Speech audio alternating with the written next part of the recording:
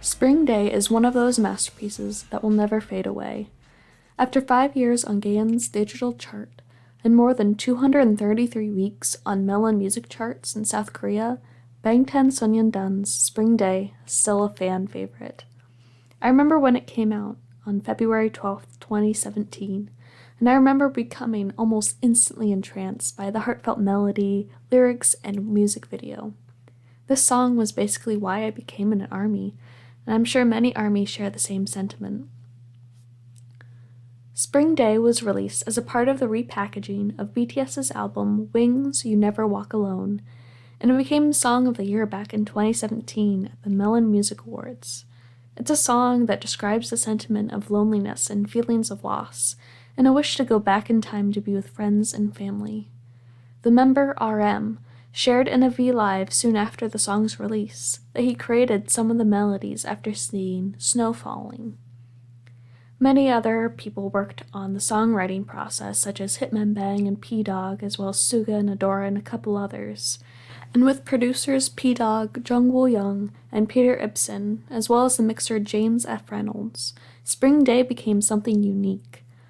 There are countless videos and articles on the internet about this song, from a deep analysis of the music video, lyric analysis, and translations, and videos about the long and extensive BTS universe.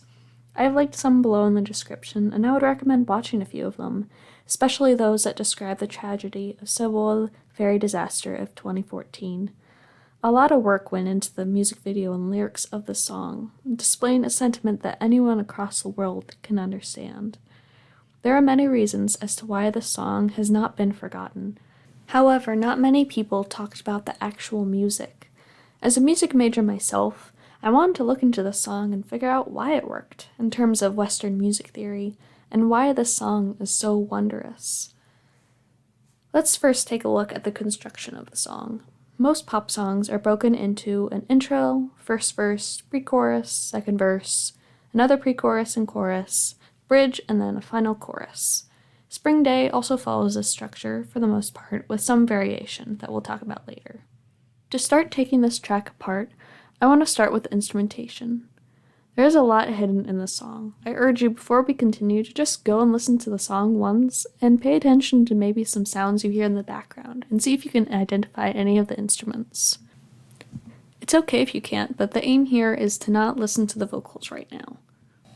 What you may be hearing is a piano, a drum set that's kind of muffled, an electric guitar, some kind of synthetic ta sound that sounds all echoey, a synthesizer playing the melody at times and sliding up and down, and a bass.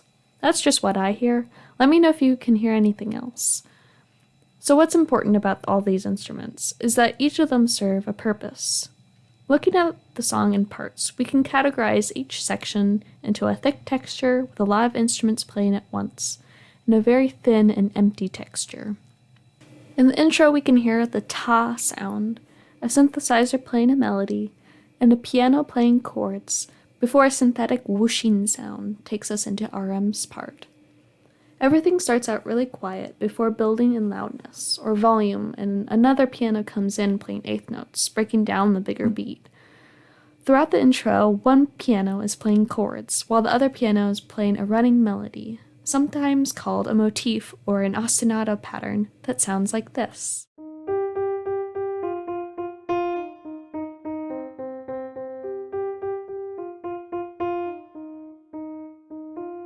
Watch out for this motif, because it keeps coming back. Let's call this one the snowflake motif. In the thin sections, we can hear the same instruments we heard in the intro, sometimes the first motif being doubled by other instruments, such as the synthesizer or guitar. I want to call attention to the sound that I'm calling the ta sound. I guess I can best describe it as the sound an ice skater makes when they land on the ice in an empty arena.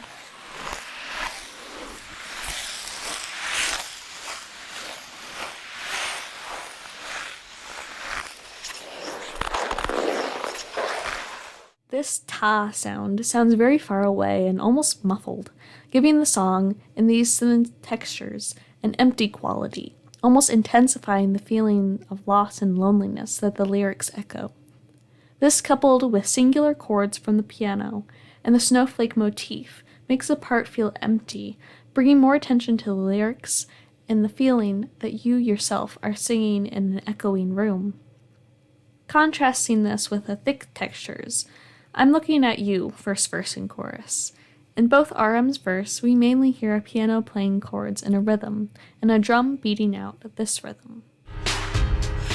This rhythm is repeated through almost all the thick textured parts, sometimes turning to straight 16th notes, leading from one section to the next. One thing I want to bring your attention to again is the timbre, or the sound of the drums. The drums sound very muffled and far away, kind of like that weird ta sound, once again reinforcing the idea that you are alone and kind of feeling lost in this big space. Very faintly in the background, you can hear the snowflake motif, slowly getting louder and louder.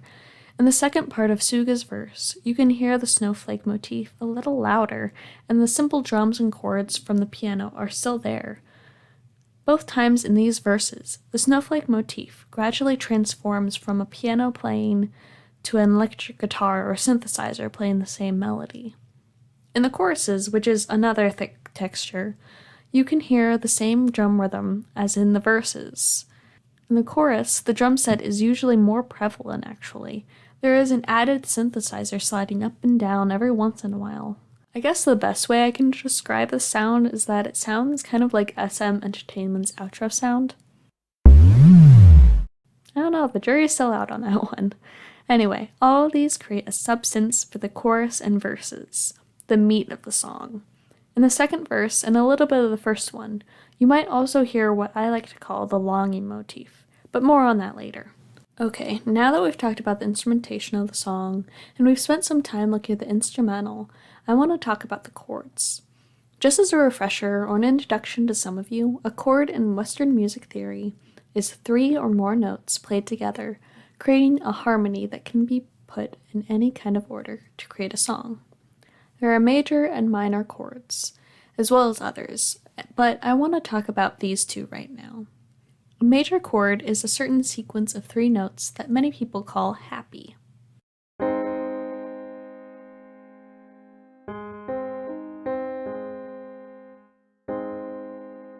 A minor chord is also a sequence of 3 notes, but it's just slightly different from the major chord in that the middle note is changed just slightly to sound sad.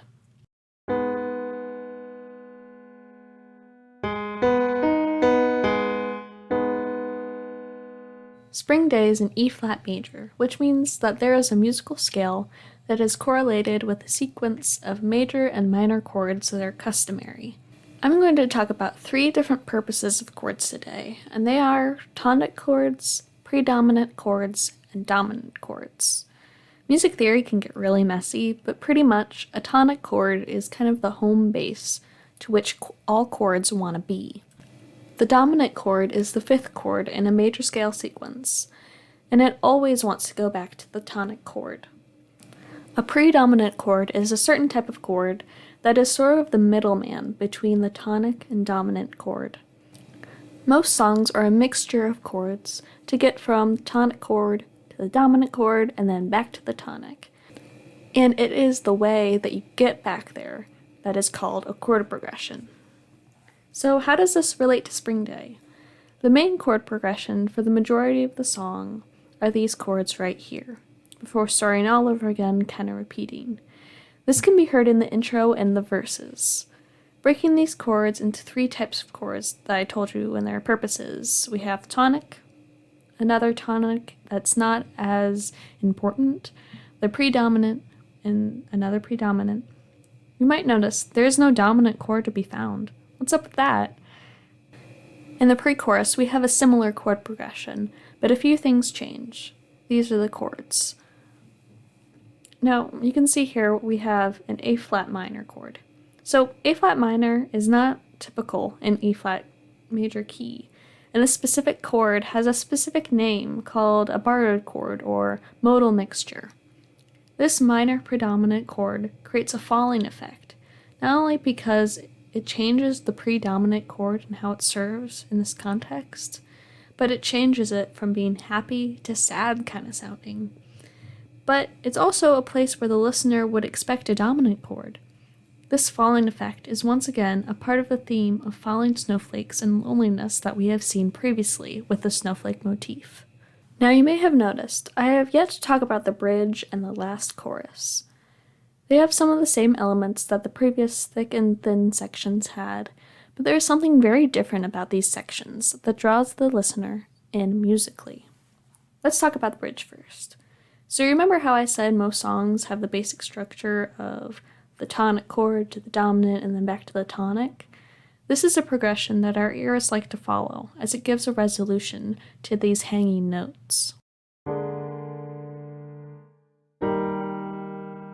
However, so far in the song, we have yet to have this resolution. Well, our answer is right here in the bridge. These are the chords in the bridge. Right away, we have our dominant chord resolving to a tonic. It is not quite home base when it goes from B flat to G minor, as the G minor is not the true home, but it acts as a sort of resolution for our ears, calling attention to the bridge.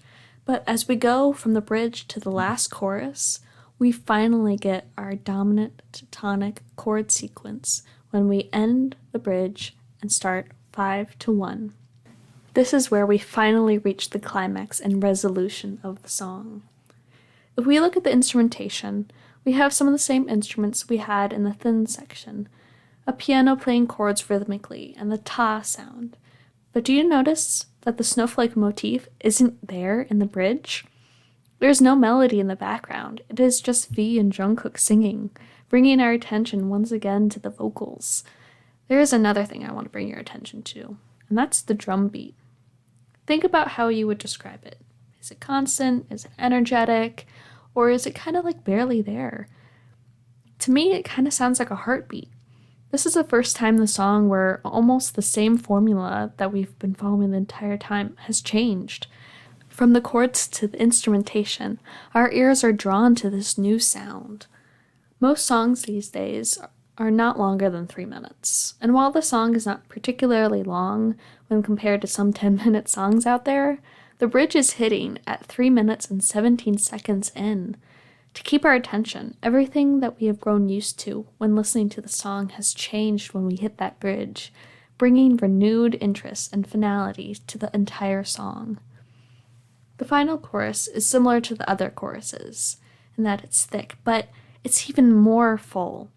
Not only do we have the return of the drum rhythm that has been constant throughout the whole song, but the piano chords and the snowflake motif are back, and there is an added level of texture in the vocals, as we have a call and response between members like Jungkook and Jimin repeating certain phrases. However, it does not end there. Even though the snowflake motif is there, it's not as prevalent as it was before. And that's because there's this transformation happening in the background between the snowflake motif and the longy motif I mentioned earlier. Here's the longy motif I was mentioning earlier.